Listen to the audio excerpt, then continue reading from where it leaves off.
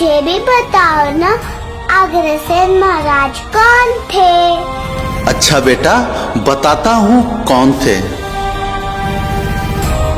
इस कथा की शुरुआत होती है त्रेता युग से, जब श्री रामचंद्र जी के पुत्र कुश की 34वीं पीढ़ी के महाराजा वल्लभ सेन जी के घर बालक अग्रसेन का जन्म होता है।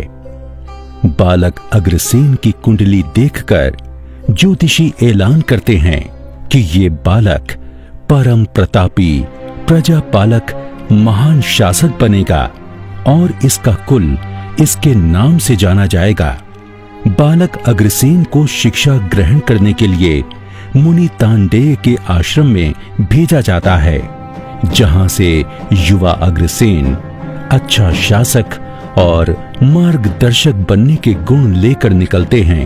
तभी महाभारत के युद्ध में पांडवों की ओर से लड़ते हुए युवा अग्रसेन के पिता महाराजा वल्लभ सेन जी जब भीष्म पितामह के हाथों वीर गति को प्राप्त होते हैं, तब शोकाकुल अग्रसेन जी को भगवान श्री कृष्ण शोक से उभरने का दिव्य ज्ञान देकर पिता का राजकाज संभालने का निर्देश देते हैं। युवा अग्रसेन श्री कृष्ण जी के दिव्य ज्ञान को अपनाते हुए क्षत्रिय धर्म का पालन कर अपने राज्य का भार संभालते हैं। उस समय क्षत्रिय धर्म में आहुति के रूप में पशुओं का बलिदान दिया जाता था, जिसे महाराजा अग्रसेन पसंद नहीं करते थे। इसी कारण उन्होंने क्षत्रिय धर्म त्याग कर वैश्य धर्म स्वीकार किया और कुल देवी लक्ष्मी जी के मतानुसार उन्होंने अग्रवाल समाज की उत्पत्ति की और इसी वजह से उन्हें अग्रवाल समाज के जन्मदाता देव का दर्जा मिला। अग्रवंश के गोत देश में जिंदल बिंदल सिंगल है, गोयल धारण मंगल मधुकुल बंसल कंसल उच्छल है। गर्ग है कोई कोई नागल, गोयन ऐरण तिंगल है। शेष बचे हैं 3 नाम जो तायल में तल भंदल है। सभी एकता के संबल हैं। धार्मिक मान्यता के अनुसार युवावस्था में महाराजा अग्रसेन को राजा नागराज कुमुद की कन्या राजकुमारी माधवी के स्वयंवर में शामिल होने का न्योता मिला। उस स्वयंवर में दूर दूर से अनेक राजा और राजकुमार आए थे। यहाँ तक कि राजा इंद्र भी राजकुमारी के सौंदर्य से वशीभूत होकर वहां पधारे थे। स्वयंवर में राजकुमारी माधवी ने राजकुमार अग्रसेन के गले में जयमाला डाल दी। ये 2 संप्रदायों, जातियों और संस्कृतियों का मेल था। जहां अग्रसेन सूर्यवंशी तो वहीं माधवी नागवंश की कन्या थीं। इस विवाह से इंद्र जलन और गुस्से में आपे से बाहर हो गए और उन्होंने प्रताप नगर में वर्षा होना रोक दिया, जिससे चारों ओर त्राही त्राही मच गई। लोग अकाल मृत्यु का ग्रास बनने लगे। तब महाराजा अग्रसेन ने इंद्र के विरुद्ध युद्ध छेड़ दिया। अग्रसेन धर्म युद्ध लड़ रहे थे तो उनका पलड़ा भारी था, जिसे देख देवताओं ने नारद ऋषि को मध्यस्थ बनाकर दोनों के बीच सुलह करवा दी। कुछ समय के बाद महाराजा अग्रसेन ने अपने प्रजाजनों की खुशहाली के लिए काशी नगरी जाकर शिव जी की घोर तपस्या की, जिससे भगवान शिव ने प्रसन्न होकर उन्हें मां लक्ष्मी की तपस्या करने की सलाह दी। मां लक्ष्मी ने परोपकार हेतु की गई तपस्या से खुश होकर उन्हें दर्शन दिए और कहा कि अपना एक नया राज्य बनाएं और क्षत्रिय धर्म का पालन करते हुए अपने राज्य तथा प्रजा का पालन पोषण व रक्षा करें। उनका राज्य हमेशा धन धान्य से परिपूर्ण रहेगा। अपने नए राज्य की स्थापना के लिए महाराजा अग्रसेन ने अपनी रानी माधवी के साथ सारे भारतवर्ष का भ्रमण किया। इसी दौरान उन्हें एक जगह एक शेरनी एक शावक को जन्म देते दिखी। कहते हैं जन्म लेते ही शावक ने महाराजा अग्रसेन के हाथी को अपनी मां के लिए संकट समझकर तत्काल हाथी पर छलांग लगा दी। उन्हें लगा कि ये दैवीय संदेश है जो इस वीर भूमि पर उन्हें राज्य स्थापित करने का संकेत दे रहा है।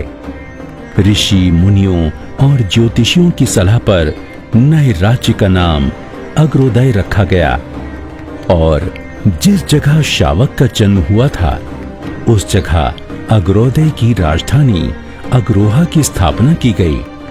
ये जगह आज हरियाणा के हिसार के पास स्थित है। महाराजा अग्रसेन को समाजवाद का अग्रदूत कहा जाता है। अपने क्षेत्र में सच्चे समाजवाद की स्थापना हेतु उन्होंने नियम बनाया कि उनके नगर में बाहर से आकर बसने वाले प्रत्येक परिवार की सहायता के लिए नगर का प्रत्येक परिवार उसे एक तत्कालीन प्रचलन का सिक्का व एक ईंट देगा, जिससे आसानी से नवागंतुक परिवार स्वयं के लिए निवास स्थान और व्यापार का प्रबंध कर सके। महाराजा अग्रसेन ने तंत्रीय शासन प्रणाली के प्रतिकार में एक नई व्यवस्था को जन्म दिया। उन्होंने पुनः प्रतिष्ठा का बीड़ा उठाया। इस तरह महाराजा अग्रसेन के राज्यकाल में अग्रोदय दिन दूनी रात चौगुनी तरक्की करने लगा।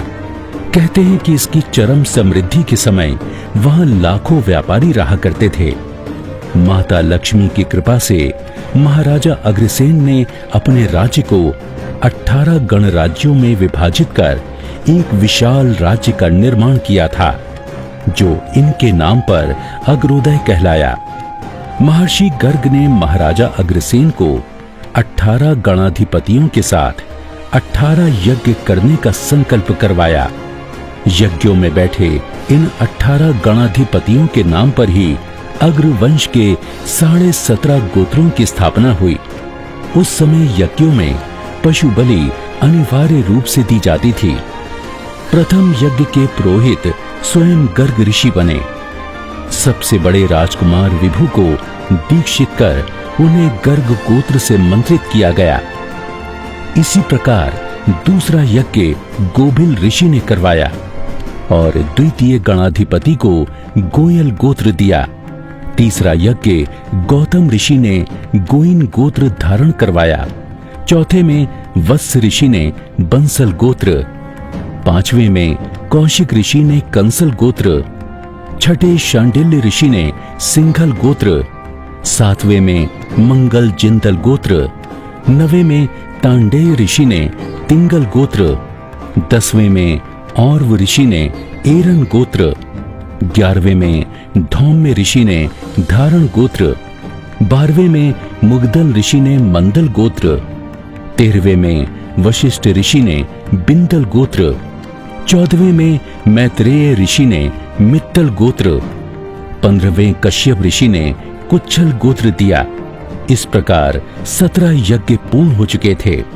जिस समय 18वें यज्ञ में जीवित पशुओं की बलि दी जा रही थी, महाराजा अग्रसेन को उस दृश्य को देखकर घृणा उत्पन्न हो गई। उन्होंने यज्ञ को बीच में ही रोक दिया और कहा कि भविष्य में मेरे राज्य का कोई भी व्यक्ति यज्ञ में पशु बलि नहीं देगा, ना ही पशु को मारेगा, ना उसका मांस खाएगा, और राज्य का हर व्यक्ति प्राणी मात्र की रक्षा करेगा। इस घटना से प्रभावित होकर उन्होंने अहिंसा धर्म को अपना लिया। इधर अंतिम और 18वें यज्ञ में यज्ञाचार्यों द्वारा पशु बलि को अनिवार्य बताया गया, परंतु महाराजा अग्रसेन के आदेश पर 18वें यज्ञ में नगेंद्र ऋषि द्वारा नांगल गोत्र से अभिमंत्रित किया। ये गोत्र पशु बलि न होने के कारण आधा माना जाता है। इस प्रकार अग्रवाल समाज में आज भी 18 नहीं 17.5 गोत्र प्रचलित हैं। वृद्ध होने पर महाराजा अग्रसेन जी ने सन्यासी जीवन अपनाकर महालक्ष्मी देवी की तपस्या की और उन्हें प्रसन्न करके अपने संपूर्ण अग्रकुल के लिए आजीवन समृद्धि का वरदान पाया। ऐसे परम प्रतापी समाज सुधारक महाराजा अग्रसेन जी अग्रधारणा को एक धर्म का रूप देकर और स्वयं भगवान बनकर अपनी पूजा करवा सकते थे, परंतु उन्होंने इसे एक समाज का रूप दिया और हमारे अग्रकुल के महान प्रवर्तक बने। अग्रसेन के वंशज हैं हम, आगे बढ़ते जाएंगे।